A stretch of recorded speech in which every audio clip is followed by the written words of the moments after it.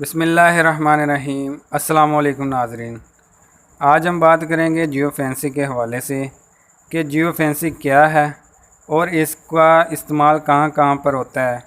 اس کے حوالے سے آج ہم بات کریں گے۔ آج کل بہت تواتر سے ایک نئی اصطلاح کا استعمال دیکھنے میں آ رہا ہے جسے جیو فینسی کہا جا سکتا ہے۔ اب سوال یہ ہے کہ جیو فینسی کیا ہے؟ یہ دراصل ایک لوکیشن پر مبنی سروس ہے جس میں ایپ یا دوسرے سافٹ ویئر RFID یا GPS، وائی فائی یا موبائل ڈاٹا استعمال کر کے کوئی بھی پہلے سے تیار شدہ کارروائی کی جا سکتی ہے۔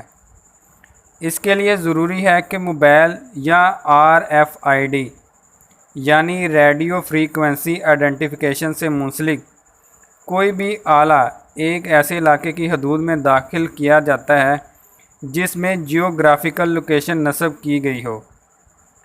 باہر کے ممالک میں اس سروس کا استعمال کاروبار کے فروغ کے لیے شروع کیا گیا تھا۔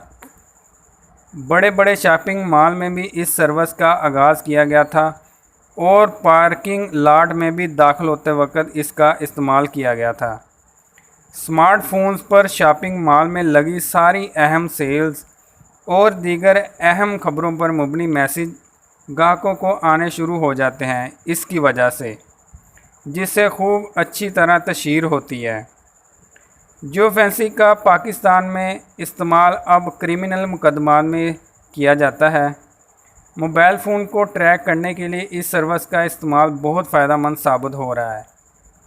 جیو فینسی ایک ایسی سروس ہے جو سافٹ ویئر پروگرام کے ذریعے ڈاؤن لوڈ کی جا سکتی ہے اور اس میں GPS یعنی گلوبل پوزیشننگ سسٹم یا پھر ریڈیو فریکوینسی آئیڈینٹیفیکیشن کے ذریعے اس علاقے میں استعمال ہوتے ہیں جہاں پر موبائل فون جو کہ اسمارٹ فونز ہوں ان کی تلاش کر کے اپنی تحقیقات میں لایا جا سکتا ہے۔ سائنس دن بدن ترقی کرتی جا رہی ہے اور موبائل فونز کا کرمنل کارروائیوں میں استعمال زیادہ ہونے کی وجہ سے اب جیو فینسی کے ذریعے موبائل فون کے ذریعے مجرم تک رسائی کی کوشش کی جا رہی ہے۔ مولانا سمیع الحق کے قتل کیس میں بھی جیو فینسی کرتے ہوئے پورے علاقے کے اس وقت کے فونز کا جائزہ لیا گیا تھا۔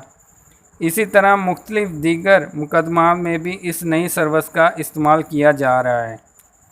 اس سروس سے تحقیقات میں مدد بھی ملتی ہے اور تفتیش کی نئی راہیں بھی کھلتی ہے۔ یہ تھی ناظرین جیو فینسی کے حوالے سے آج کی ہماری ویڈیو۔ اگر آپ کو ویڈیو پسند آئی ہو اس کو لائک، سبسکرائب اور شیئر ضرور کیجیے گا۔ اپنا خیال رکھیے گا۔ اللہ حافظ۔